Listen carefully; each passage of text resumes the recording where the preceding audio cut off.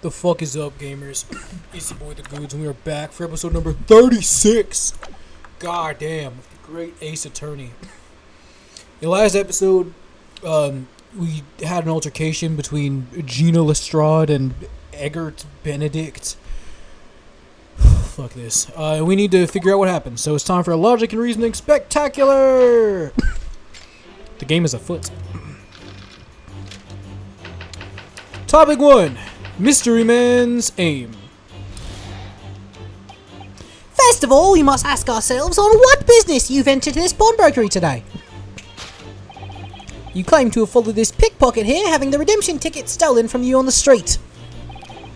But that is most certainly a lie. The real truth is something quite different.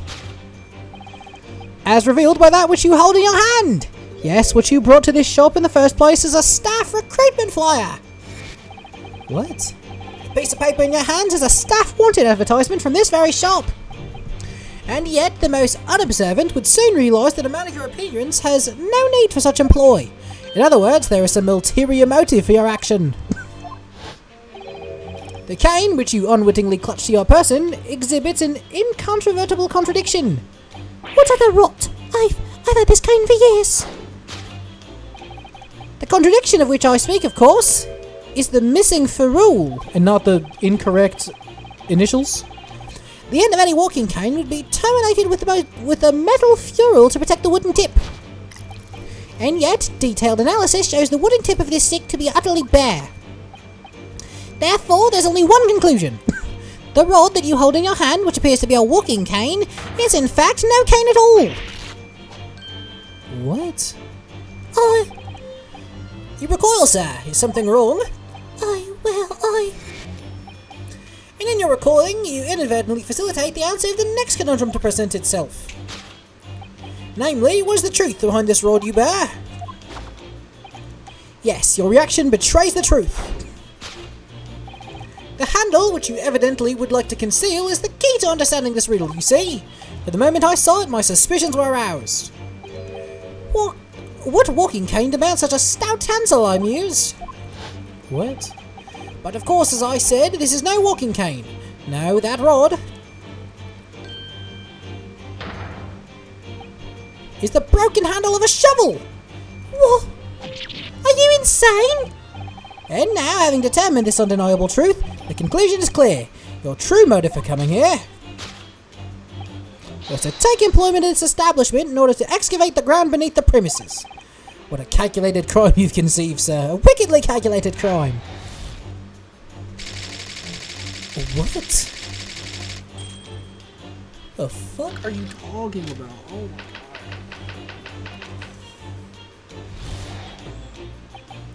Now, Mr. Benedict, let us continue.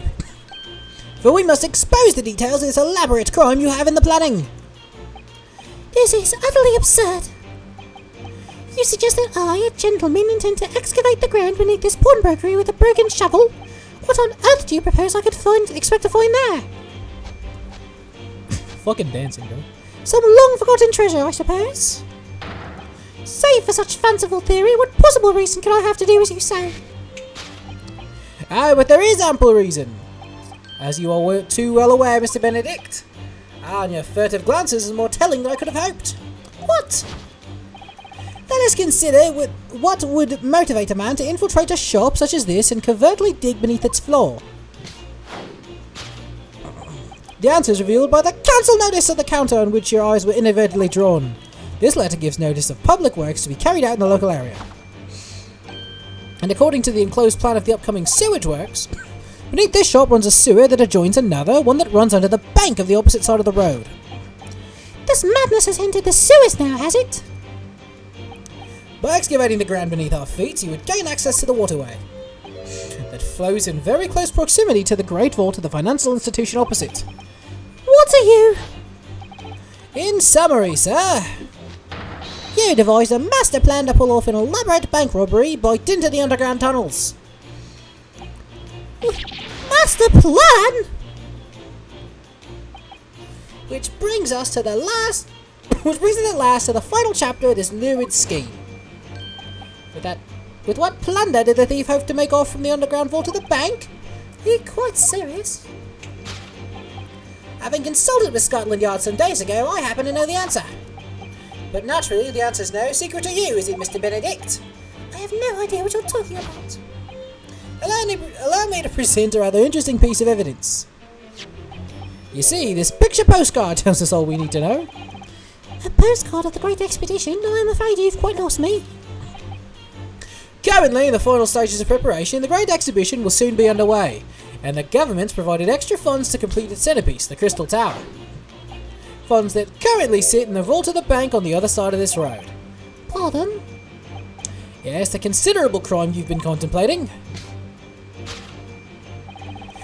is the theft of which that sits in the vault of that bank. The very special reserve funds for the Great Exhibition. Of course, that is top secret police information, so keep it under your hat, please. How would he fucking know it then? And why don't you just tell the 5 people in this room?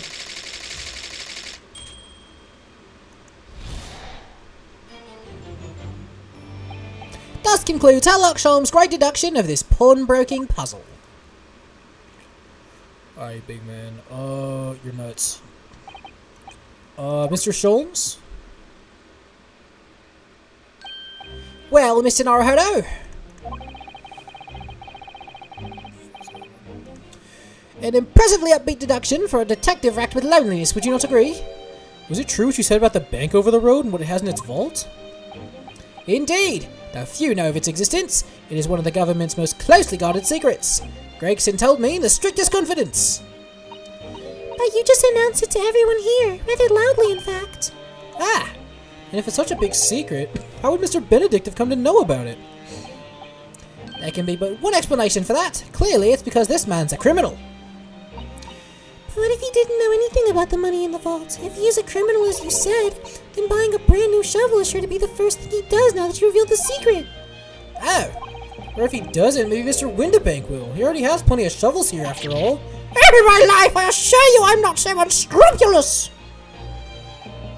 Oh well, hopefully this has taught you a valuable lesson. Sensitive information must be handled with the utmost of care. One can never be sure that someone privy to secrets won't disclose them, and once the word is out, it's out. Perhaps I'll think twice before confiding in you next time, Mr. Sholmes. An excellent idea, Mr. Naruhodo. Jesus Christ. An excellent idea. Well then, Mr. Naruhodo, you know what to do, I'm sure. Yeah, let's listen to that great deduction again, see if we can massage it into shape. Oh, McDonald's, bro. Very well then, let's start once more from the beginning. I want McDonald's, bro. I'll get McDonald's after this shit. Of Sherlock Holmes' magnificent logic and reasoning spectacular. I already spent like $40 fucking today, at least. Definitely more than that. Like $50 today, because I got gas, and I got lunch, and I got snacks. Alright, so we need to prove that Sherlock Holmes is fucking brain dead. So he said it's the staff recruitment flyer. Who brought him into the shop so he could dig into the fucking sewers. Naturally.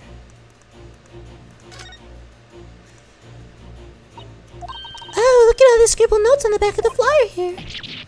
I don't believe it. What is it? Listen to what it says.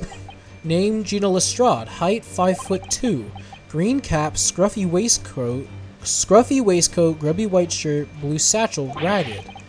It's a detailed description of Miss Lestrade. Goodness! There's even a sketch of her, hat and all. She was so stupid. Although if he showed it to her, she'd fire that smoke grenade launcher in his face for sure. And look, the details of the shop have been written down here too. Okay. So let me just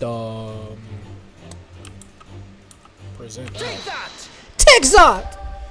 Other they make him German when he's talking in game, and then when he's talking in the cutscenes he's British, and in reality he's Japanese. Yeah, what brought you into this shop in the first place is the info about Miss Lestrade. Quite so, my dear fellow. It would appear the writing and sketch on the reverse of the flyer pertain to the pickpocket, Miss Lestrade, and to Mr. Windibank's pawnbrokery here. Oh! You originally told us that you had merely given chase after Miss Lestrade stole the redemption ticket from you. But that, sir, is a thinly veiled lie. is the information on the back of the flyer that led you here today. By which I mean, here to Windibank's Pawnbrokery. God, can I, like, speak? And today, the redemption deadline of that overcoat. So you waited outside for the young girl matching the description you have written down here to arrive. And you've gone to some lengths to hide the reason for your pursuit of Miss Lestrade. In other words, there's some ulterior motive for your actions. The cane which you unwittingly clutch has... Okay, yeah. So he's trying to say the contradiction's the missing ferrule, which we know is not true.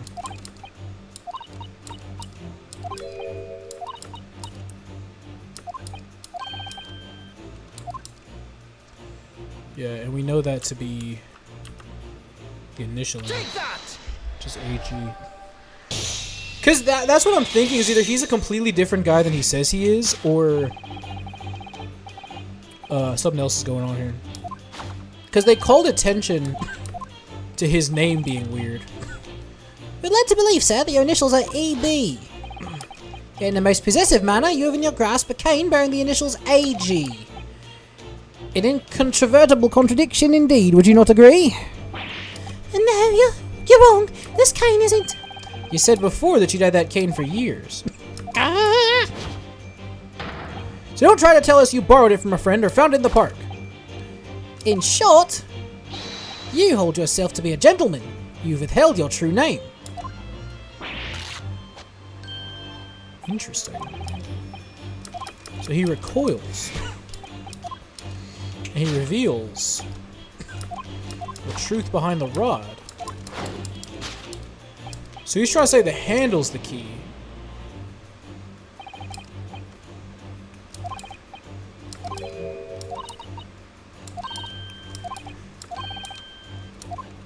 So he'd approve the overcoat's not his?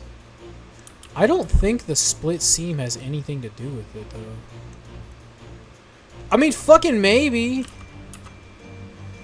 I can't say. I'm just gonna present. Oh, that's it. I mean, that's the only thing I could have presented, so fuck it. The split seam, which you evidently would like to conceal, is the key to understanding this riddle, you see? Oh, yeah, because the overcoats is rather obviously a poor fit. Oh. Yeah, it was just the first thing I saw. Having forced it over your broad shoulders, the seam is already breaking apart. My suspicions were aroused from the outset. Yeah, he really broke her fucking coat, just like cramming himself in there. Okay, so he's a completely different guy.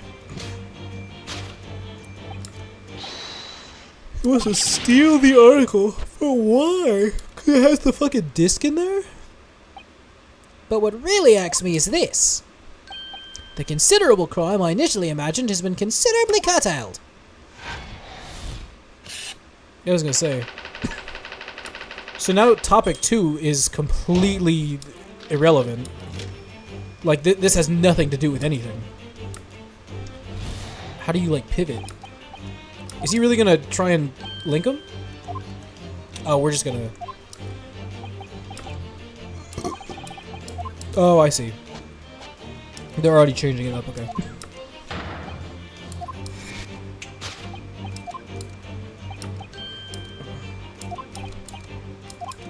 Okay, so the furtive glance. So it's revealed by the council notice, which is wrong. So what are we trying to say? Oh, he knew the watchword.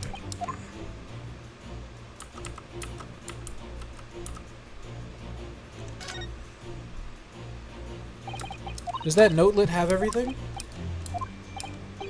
Oh, professor. Oh, he makes a note of it. Okay, so let me present that. Yeah, that's it.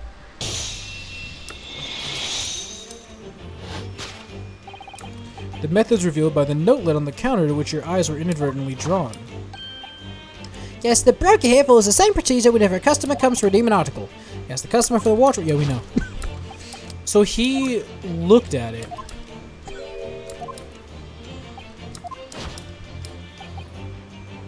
He was present in the shop before. Okay, so he, like, saw it happen.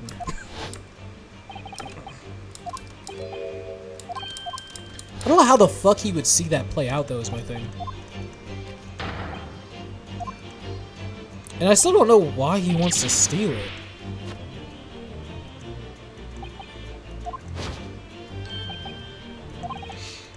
No, why would he go to such lengths?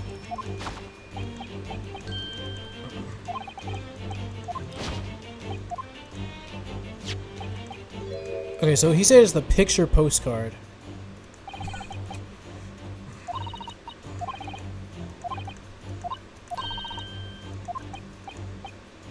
Okay, wait, so what are we... Is it really just the disc? It has to be. It's the only fucking thing we have. So that has to actually be valuable then. Wait, what? Wait, what? I don't... Hold on. Let me save the game then.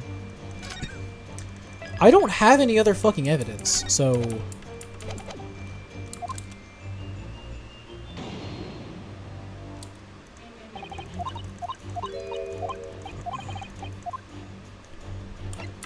Okay, literally, I have two things.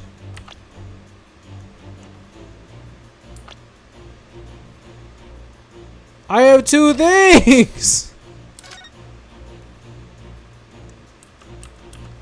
Are you shitting me? Are you shitting me? I had to look at it first. For McGilded. Wait! McGilded? What the fuck? I mean, I guess that changes why it's relevant, but... Take that! That's such bullshit. I hate it when they do that. They're like, well, technically, you didn't know that it was relevant yet. You see, this music box disc tells us all we need to know. What's that? Oh, on the back. It reads for McGilded. Mr. Magnus McGilded, the unfortunate philanthropist who perished in curious circumstances at the Old Bailey 2 months ago. A prominent man in London, though his loan-mongering demonstrated a distinct lack of scruples. Heyo? So, you're an associate of his, are you? Or perhaps a subordinate? Mr. McGilded was a man of unusually small stature, in fact. He was precisely the right size for that overcoat you've squeezed yourself into. I don't know about that. Your true identity remains shrouded in mystery, Mr. Eggert Benedict, but the final conclusion here is crystal clear. The reason you came to this pawnbrokery today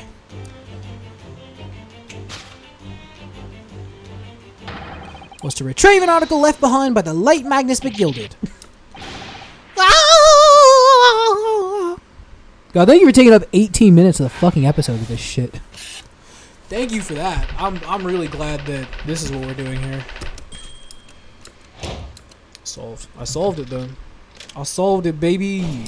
Deduction complete. Elementary, my dear Watson. Damn, USD and Euro dropping fast. Issues overwhelming 8-1. Hold on. Let me check the news real quick. Hold on. Hold on. What did they say?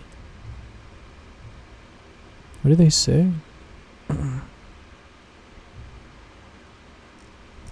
What did they say? They didn't give the fucking... It doesn't say what the fuck they decided on. Whatever. Well, Mr. Magnus McGilded. Not a name I expected to hear in these circumstances. The fuck is happening? Mr. Sholmes, I'm afraid there's something very troubling on my mind. Pray tell, Miss Suzzardo. Well, according to what Mr. Winterbank told us earlier, today was the final day on which the code could have been redeemed, was it not? Yes, ma'am, that is correct. Today will be precisely 2 months since it was first deposited. Well, today is 15th April, so 2 months ago today. Would have been 15th February, sir. That's right. It's all carefully recorded in my ledger. Deposited at 10:30 p.m., I see. What? But that suggests... Yes, 15th February is precisely the day on which the omnibus murder took place. And 10:30 in the evening is precisely the time at which these terrible events were unfolding. Wait, what? Are they trying to say that he was here during the events? Suggestive is not the word. It would seem the matter is entirely beyond coincidence. What? You're of course at liberty to make whatever outlandish deductions you choose, however. Oh my god! I must insist you hand over the music box disc now! It would be a terrible shame for you to return to your native land in a box! What do I do? Absolutely not. I got something I gotta do here, and I'm not letting you stop me. I'm sending you to hell right here, right now. Supercharged! There's some things a man must protect at all costs. This may well be one of those things. Then again, it may not. Hold it! Mr. Winterbank! This is my shop! I can't allow any harm to come to my customers! If that's what to happen, I shall have to take my own life! Mr. Winterbank, no! Alright, that's enough! Alright, that's enough! Inspector Gregson! Inspector? That's right, sunshine. The alarm was raised on one of our dedicated emergency lines. So we got here as fast as we could. Now, what's this all about, eh? Please be, you're here at last! I was moments away from forfeiting my own life at my very own establishment! Yo, Inspector Gregson. It would seem you have the upper hand. Yo, Inspector Gregson. Yo, his theme actually goes kind of crazy. Right, you lot out some explaining to do. I don't appreciate being bothered with some petty argy-bargy. Petty, Mr. Winterbank very nearly met his end. Yeah, by his own gun, as far as I can tell. Oh dear! And the whole of Britain can meet with this end if I don't get to the bottom of this case I'm supposed to be working on. What? What on earth is this case, Inspector? Spare no detail, Gregson! Oh, I might have said a little too much, and no matter, it's nothing to do with you lot. Anyway, sir, you're gonna have to come with me down to the station. But of course, Inspector. Ah! Let's get no hurry! Get them lads! Whistle to the beat officer too! Sir!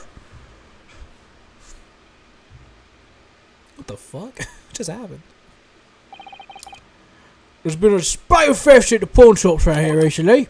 So we fitted emergency buttons underneath the counters for brokers to let us know when there's trouble. Here, Inspector, I was very worried there for a moment. Very worried indeed. Now then, Mr. Permanently in Morning. Oh, yes? I'll be taking out whatever it is and be guilty down to the yard. Thank you very much. So hand it over. Oh, yes, of course.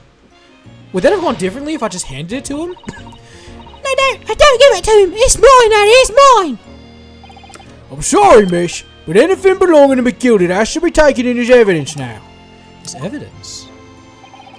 If the police demand something as evidence, my dear fellow, we have no choice but to capitulate. It's all yours, Inspector. Uh, I can't fucking grr other people's voices. And so we handed Mr. McGilded's disc over to Inspector Gregson, and were summarily turfed out of the shop and onto the street. His theme actually went crazy hard there, though. To be continued with 23 minutes and 49 seconds in the video left is actually, or on the clock is actually crazy. What am I supposed to do for 6 minutes? I don't want to start nothing.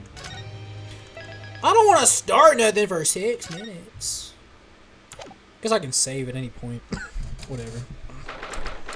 Whatever, guess I can save. See, that's why it grown-ups. All they do is feed you pack of lies and take stuff away from you. Oh really, Miss Lestrade? Tell me, is that overcoat keeping you warm? What? Oh my, surely you were given that. Yeah, the day let me keep it, after I looked daggers at him for long enough. He went through the pockets and said, go on then, have it before telling me to scarper.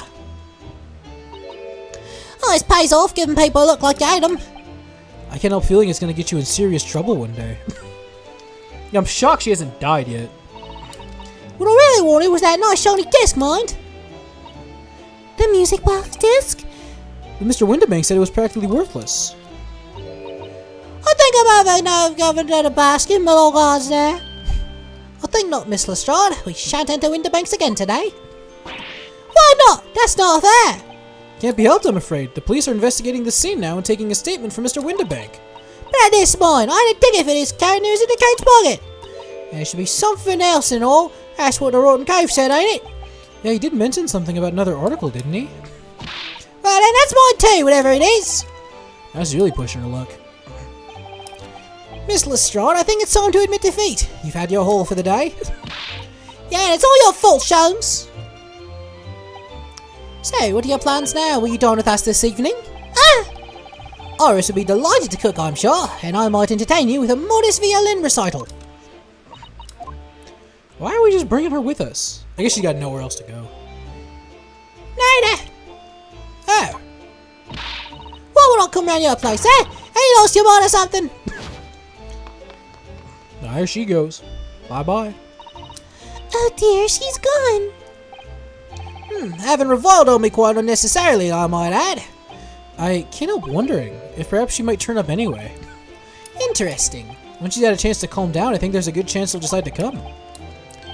Very well then, I'll inform Iris to set a place for a potential guest at the dinner table this evening. And one more thing. I should be glad of your company later too. Sorry? I believe I'll have a rather splendid surprise to show you. Oh, how exciting! What is it? You'll have to wait and see, Mrs. Otto. It's a surprise. Until later then. Yo, so we got a surprise waiting us for dinner, and we're still... I don't want to... You know what? We got time. We got time. I can save in the middle of some shit. I don't give a damn. I don't give a damn! Do what I want to, bitch. Oh, Susie and Bruno! Come in, come in! Good afternoon, Iris. Thank you so much for breakfast this morning. Oh, don't mention it. Goodness, look at the time already. Busy as always. I am. I'm preparing everything for dinner this evening.